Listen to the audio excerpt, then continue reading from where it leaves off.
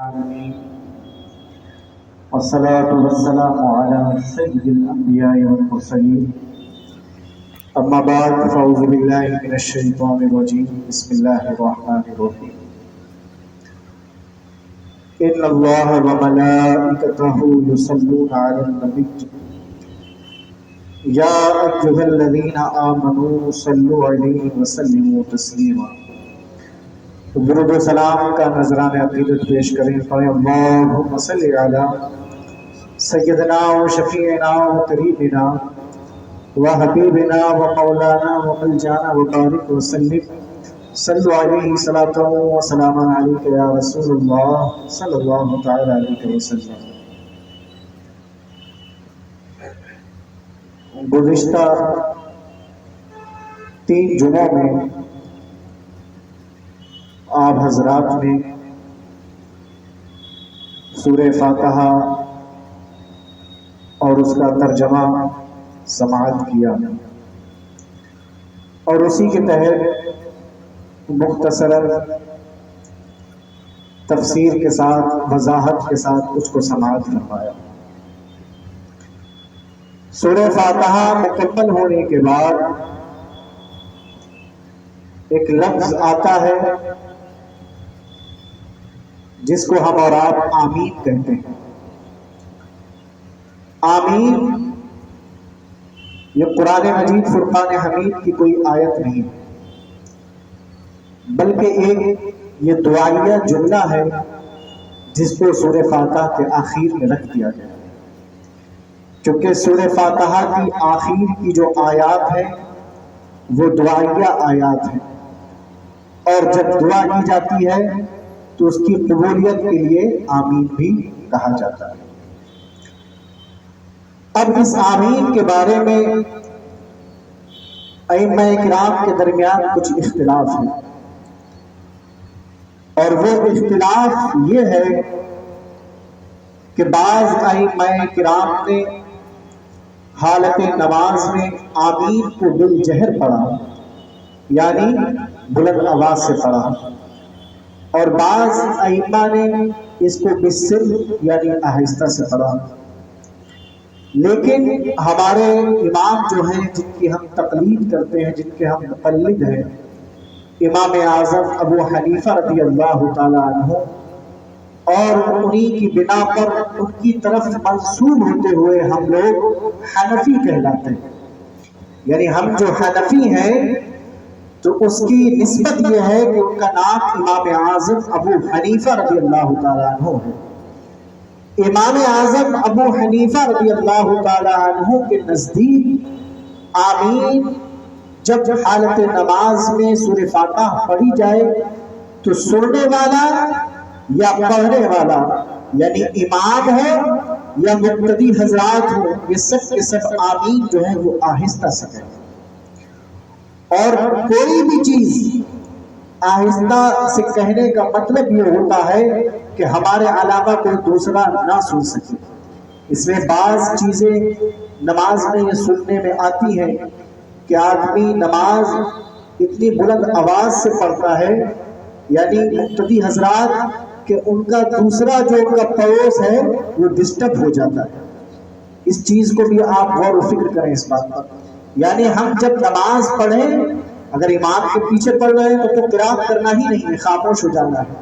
اور اگر جن چیزوں میں التحیات ہیں یا تسبیحات وغیرہ ہیں ان کو ہم پڑھ رہے ہیں تو اتنی آواز میں پڑھیں کہ ہم خود سن سکیں، دوسرا کوئی ہماری آواز سے ڈسٹرب نہ ہو۔ تو امام اعظم ابو حنیفہ رضی اللہ تعالی عنہ کے نزدیک آمین جو ہے وہ بالسر ہے، یعنی آمین جو ہے وہ آہستہ سے کہا جائے گا، چاہے امام ہو یا مقتدی ہو۔ اب اس میں ایک حدیث پاک آئی ہے، اور اس حدیث پاک کو لے کر ائمہ کرام نے اختلاف کیا ہے، اور بعض ائمہ نے اس حدیث سے یہ سمجھا کہ ہم اس کو یعنی آمین کو آواز سے کہیں گے، لیکن اس حدیث پاک کے ٹکڑے سے یہ بات نکل کر آئی ہے کہ آمین بالجہر نہیں، بلکہ وہاں پر حدیث سے مراد یہ ہے کہ ہم اس کو کھینچ کر کہیں گے، یعنی بلند آواز سے نہیں کہیں گے بلکہ کھینچ کر کہیں گے، یعنی آمین اس طور سے، آواز بلند نہ ہو، کھینچنا مراد ہے وہاں پر۔ اگر آواز کا بلند کرنا مقصود ہوتا تو جب ہم اللہ تبارک و تعالیٰ کے اپنے کلام کو سنا، اور رب تبارک و تعالیٰ کی ذات وہ ذات ہے کہ رب تبارک و تعالیٰ ہماری شہ رگ سے بھی زیادہ قریب ہے، اگر ہم صرف گمان ہی کر لیں اور اللہ تبارک و تعالیٰ کو یاد کر لیں تو رب تبارک و تعالیٰ ہماری آواز کو سنتا ہے، ہماری پکار کو سنتا ہے۔ تو یہاں پر ایک بات یہ بھی سمجھ میں آتی ہے۔ دوسری چیز یہ ہے کہ قرآن کی ایک آیت مبارکہ ہے، ادعوا ربکم تضرعا وخفیا، یعنی اللہ تبارک و تعالیٰ کی بارگاہ میں جب تم دعا کرو تو دعا کرنے کا انداز یہ ہو کہ آپ کے اوپر خشیت طاری ہو،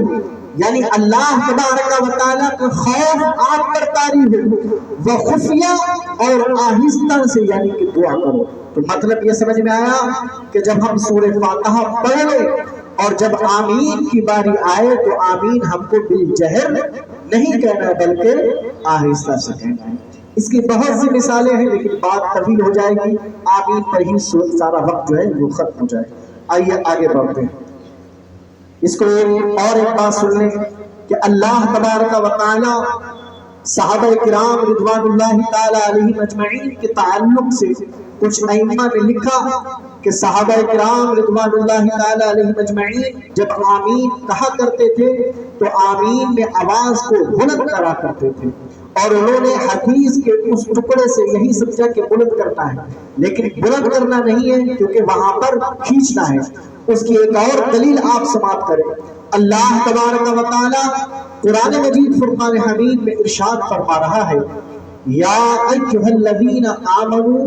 لا ترفعوا اصواتکم فوق صوت النبی ولا تجہروا له بالقول کجہر بعضکم لبعض ان تحبط اعمالکم وانتم لا تشعرون۔ ایک صحابی رسول کہ جو کچھ اونچا سنا کرتے تھے بارگاہ رسالت میں حاضر ہوئے اور انہوں نے اپنی فریاد کری۔ اب کہ جس کی قوت سماعت کمزور ہو تو جب وہ بولتا ہے تو وہ تھوڑا سا اس کی آواز بلند ہو جایا کرتی ہے، وہ یہ سمجھتا ہے کہ دوسرے لوگ بھی کچھ اونچا سنتے ہیں، تو جب وہ بولتا ہے تو اس کی آواز بلند ہو جاتی ہے۔ تو وہ صحابی رسول جب بارگاہ رسالت میں حاضر ہوئے تو ان کی آواز کچھ تھوڑی سی بلند ہو گئی۔ صحابہ کرام رضوان اللہ تعالی علیہم اجمعین نے ان کو ٹھہرایا کہ رکو رکو، کیا کر رہے ہو؟ یہ آپ بارگاہ رسالت مآب صلی اللہ تعالی علیہ وسلم میں موجود ہیں، اور اس بارگاہ کا ادب یہ ہے کہ آپ کی آواز اونچی نہ ہونا چاہیے۔ بات یہیں تک نہ رکی، اللہ تبارک و تعالیٰ نے اپنے محبوب صلی اللہ تعالی علیہ وسلم کی شان میں قرآن کی آیت مبارکہ نازل فرمائی۔ اور آج بھی یہ آیت جب آپ مدینہ شریف کے اندر پہنچیں گے اور سنہری جالیوں کے قریب جب پہنچیں گے تو سب سے اونچے مقام پر یہی آیت مبارکہ لکھی ہے۔ کیا آیت ہے؟ یا ایھا الذین آمنوا لا ترفعوا اصواتکم فوق صوت النبی، اے ایمان والو اپنی آوازوں کو نبی کریم صلی اللہ تعالی علیہ وسلم کی آواز پر بلند نہ کرو۔ اور اس کا انجام کیا ہے کہ کہیں ایسا نہ ہو کہ تمہارے سارے کے سارے اعمال جو ہیں وہ تباہ و برباد ہو جائے، وَأَنْتُمْ لَا تَشْعُرُونَ، اور تم کو گمان بھی نہ ہو۔ تو امام اعظم ابو حنیفہ رضی اللہ تعالیٰ عنہ نے اس دلیل کو یعنی قرآن کی اس آیت کو پیش کیا ہے کس کے جواز میں کہ آمین جو ہے وہ آہستہ کہنا ہے، کیونکہ بارگاہ رسالت میں جب پیارے آقا سرور کونین صلی اللہ تعالی علیہ وسلم نے قرات کی، آپ نے سورہ فاتحہ پڑھی، اب اگر اس وقت صحابہ کرام اپنی آوازوں کو بلند کرتے تو یہ گویا ایسا ہو جاتا کہ ان کی آواز آقا سرور کونین صلی اللہ تعالی علیہ وسلم کی آواز پر بلند ہو جاتی۔ تو حدیث کے اس ٹکڑے سے یہ بات سمجھ میں آتی ہے کہ آواز کو بلند نہیں کرنا ہے بلکہ آواز کو کھینچنا۔ یہ بات یہاں پر ختم۔